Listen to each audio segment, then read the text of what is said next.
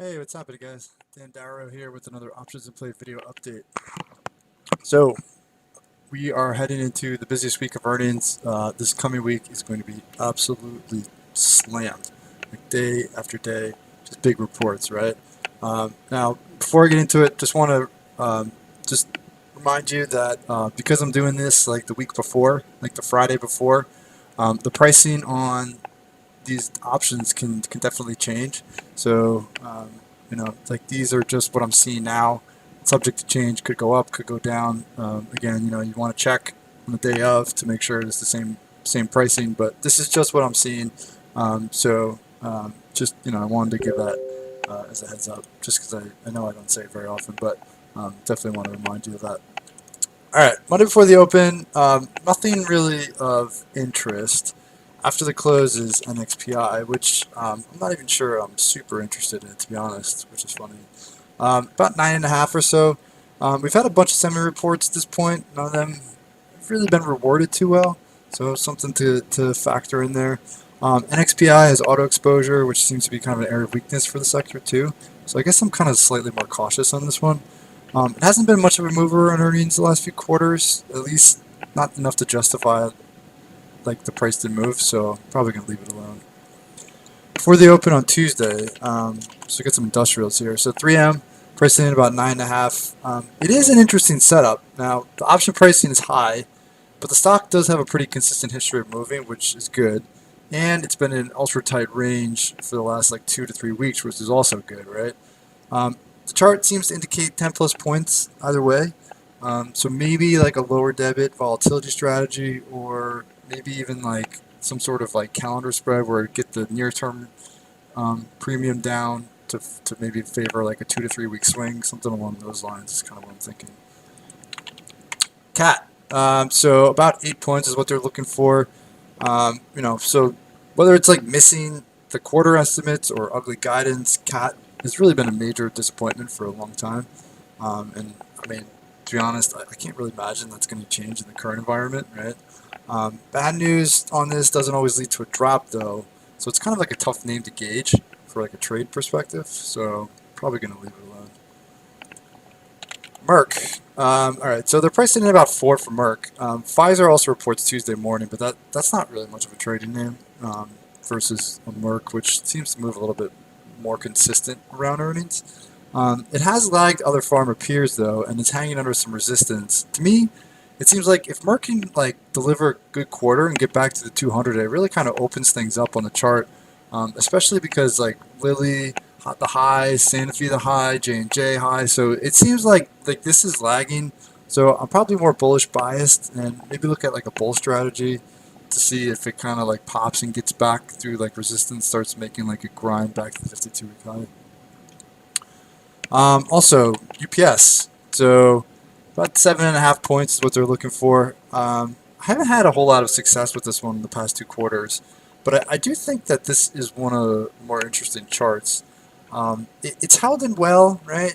It didn't get beat up that bad in March, and it seems to set up pretty well for like a 7 to 10 point move either way. I guess I might favor the bull side, but also it's one of those scenarios that it would have to probably be particularly good or particularly bad. But it does seem like an interesting setup, so maybe one I'll put on the radar. I'm not sure if I'm going to play it yet or not. After the bell Tuesday, so now we're getting to tech land. AMD, so about 625 or so, and expectations are a lot higher on this after the last couple of weeks run it's been on. That not a great combination when you factor in the higher option prices too. So big run, expensive options. This hasn't rewarded option buyers in several quarters either, which is a big red flag. So needless to say, I'm definitely more cautious on this quarter. So don't think I'm going to be doing anything with it. If you're looking at something to maybe like play off of this, maybe Nvidia could be like a decent sympathy trade off of this AMD print. Google, so about 85 to 87. Spreads are a little bit wider. That's what they're looking for. So it's coming before Facebook, and that means it's going to be interesting, or more interesting than Facebook in that regard. Snap, surprisingly good this week, but it's nowhere near as big as Google. What will they say about ad spending? right? There's definitely a lot of uncertainty about what the environment was like in March and what it's going to be like going forward. So I don't see necessarily a compelling trade in this just based off what the options are pricing. And there's really not a sympathy trade on Facebook or Twitter because they actually both report during the week too.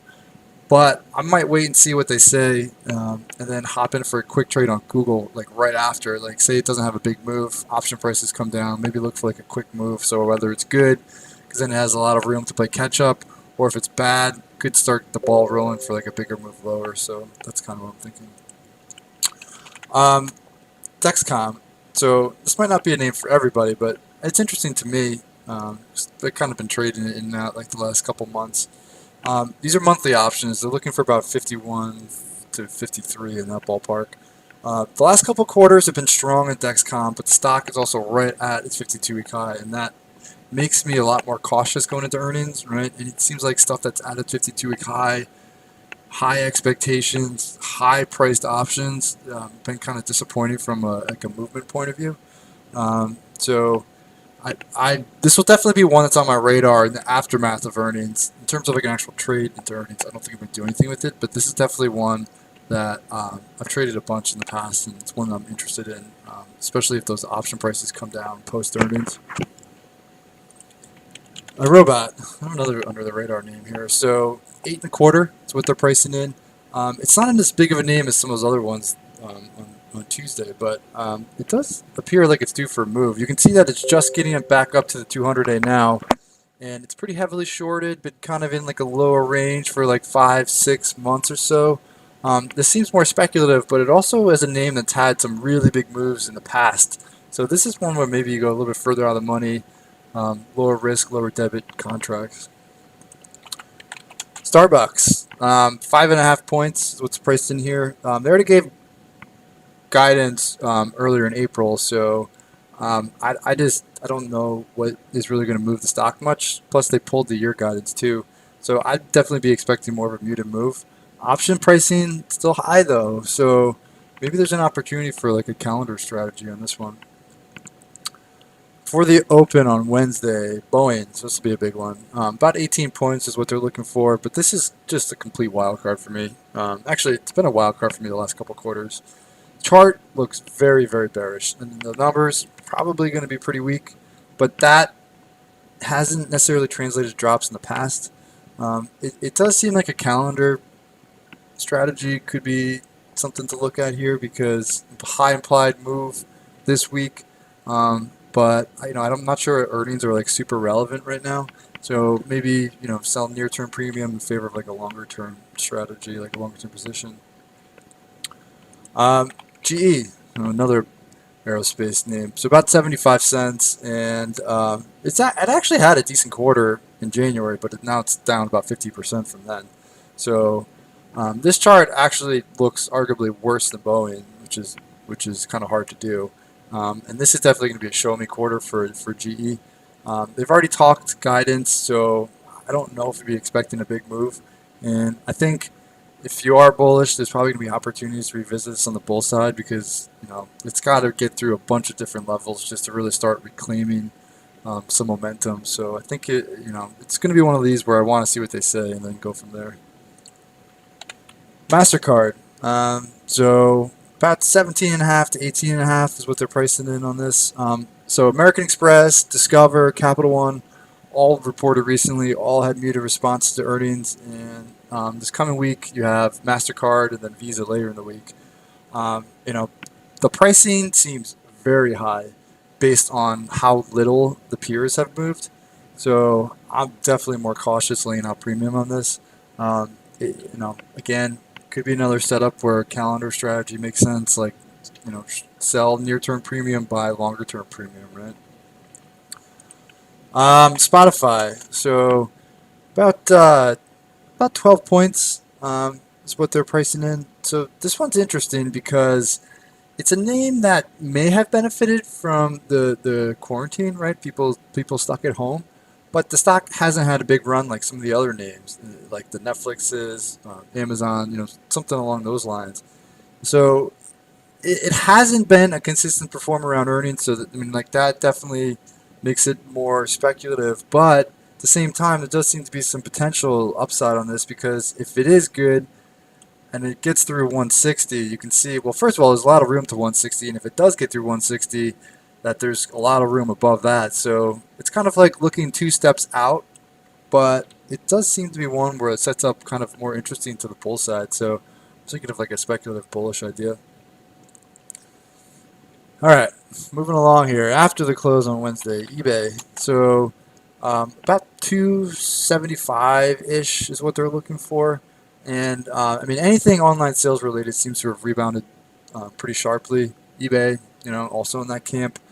Kind of into like a pretty big area of yearly resistance though. So this is going to be kind of like a big print because it's either going to have to justify the big run, or if not, it could pull back pretty sharply from here.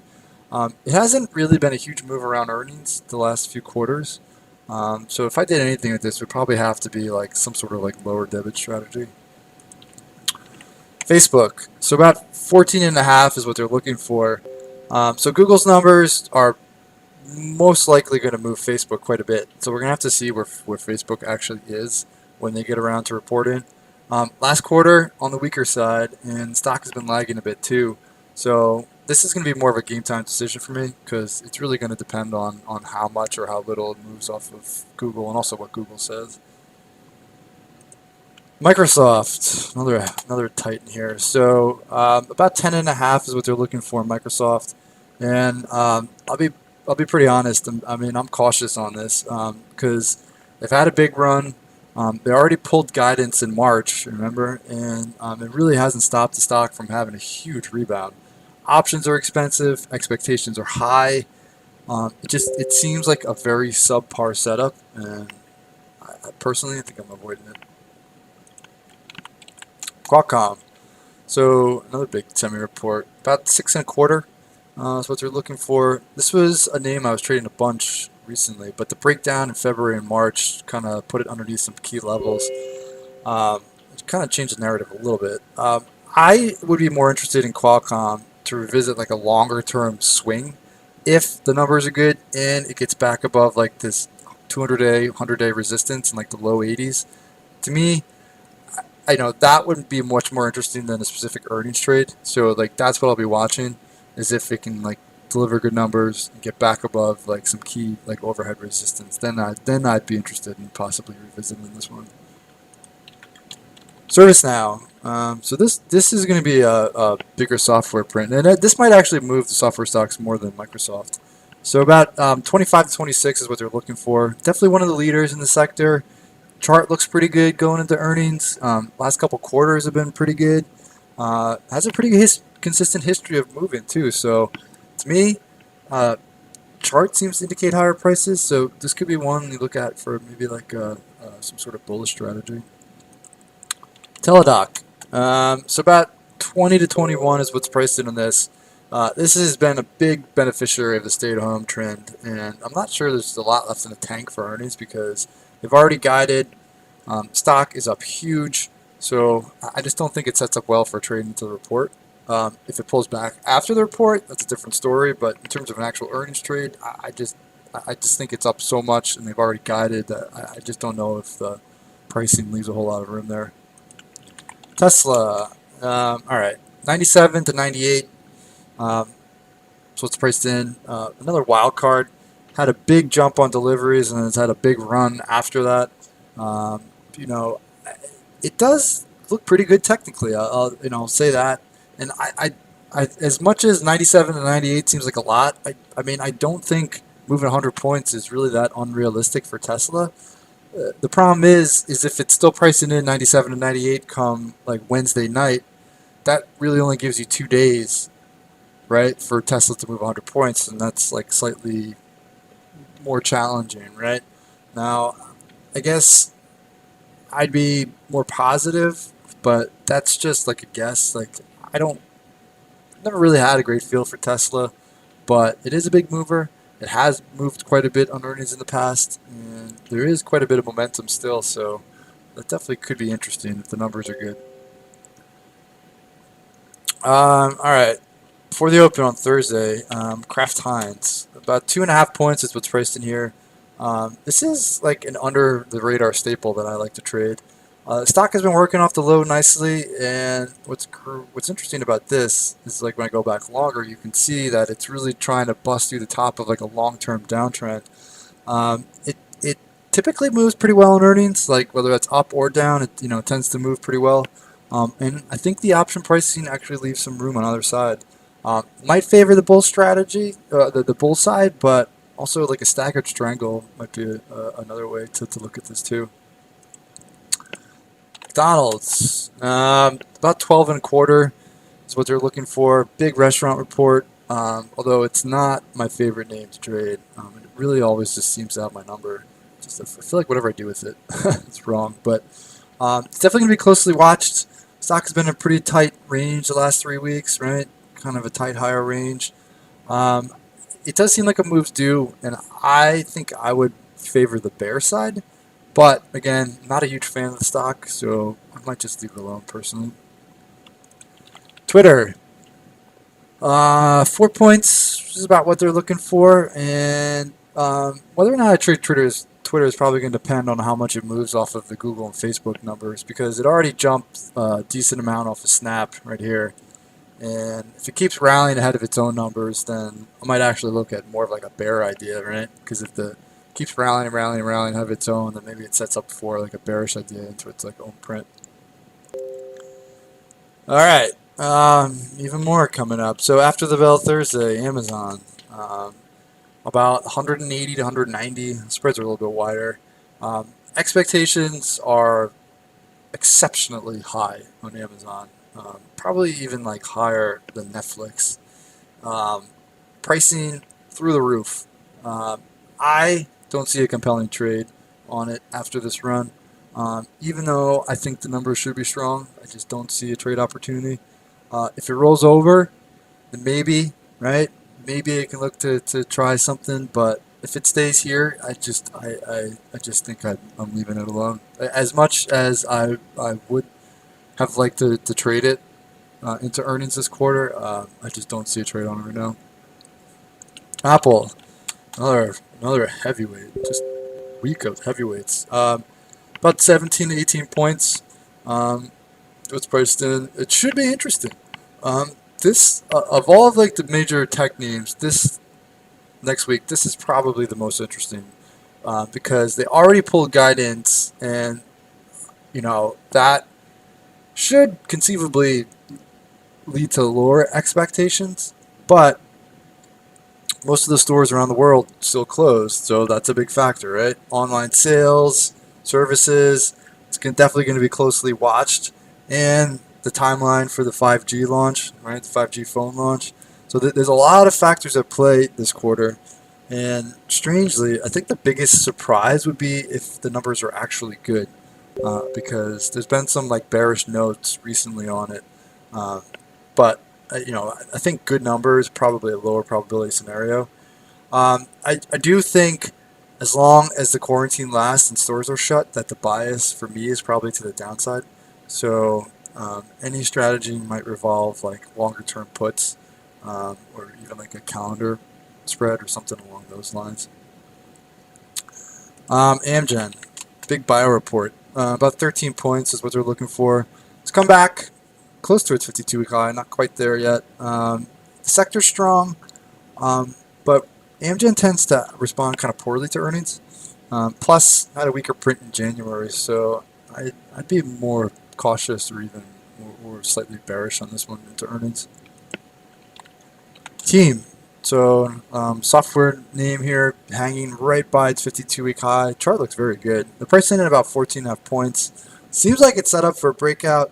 That being said, market not great for hunting 52-week high breakouts at the moment. I mean, maybe try something speculative because a measured, 10% measured move about where it is into like the high 60s. So options do seem to leave a little bit of room, but I mean, this would be more speculative to me. Gilead. All right, so earnings are not going to be the story on this next week. 8.5 points is what they're pricing in, but the 8.5 points is really all going to be about whether they have COVID-19 data or not, because they're expected to have the first results of the data by the end of April. So if it doesn't come out earlier in the week, odds are it's going to come out on Thursday. Um, it could be a huge mover if the results are positive. Even if if they are negative, it could still be a big mover, but I don't know if it's going to go too much below 70. So it's earnings and revenues are not going to move the needle much. It's all going to be about data. So if you're looking at this, definitely have to realize that this could be a very big mover based off that headline. So it's definitely a higher risk strategy or setup going into earnings this week. Visa. So like I said, MasterCard reports earlier in the week. Visa is pricing in 11, but I mean, probably going to move off of that MasterCard number. And I don't know how much you're going to expect once Visa actually gets around to reporting. So this is going to be like a wait and see approach for me. All right. Before the open on Friday, AbbVie. So this is kind of like similar idea to Merck. They're pricing in 4.5. I'm bullish biased on most pharma names right now. Had a solid quarter earlier this year, and I'm thinking bullish on AbbVie. Like it seems like if it's good and it gets through the 100-day, it has a path into the 90s. So I'm more bullish biased on that. Clorox. So Clorox has been a big beneficiary of people buying disinfectants. They're pricing in 10.5, and I imagine their numbers are going to be good. But the big question is whether there's any room to go higher, right? Because KMB had a strong quarter and it barely moved.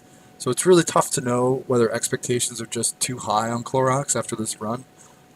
Maybe if it pulls back beforehand, if it could present an opportunity, but again, I mean, it's kind of weighing how high expectations are and whether there's actually some more room higher. Chevron, it's pricing in about 6.5, and then Exxon's about 3.5. They're both Friday morning, and I'm not all that interested in these for earnings because action on energy stocks have really been more dictated by the price of oil. I guess I'm still thinking net bearish on this group, but I don't really want to take like the earnings risk on them because I'm not really sure earnings are really going to move the needle much. Honeywell. So this is going to wrap things up for the week. 9.5 points is what they're looking for. Going to see how the week goes, and then if the options come down on this later in the week, might take a look at it because it does look like an interesting setup, but the option pricing seems pretty high. Aerospace demand, obviously way down and likely to stay that way. So it does seem like it could set up for like a leg lower, but it could also move off of the Boeing headline earlier in the week. So I'll have to keep an eye on that one. All right. So as you can see, it's an absolutely jam-packed week. Just a ton of big names day after day after day. It's going to be wild. So buckle up. If you like these videos and you're looking for earnings trade ideas, option trades for earnings, or options education, please follow up with the link in the description of the video for more information on options to play. Have a safe weekend. Have a healthy weekend. And I will talk to you all on Monday.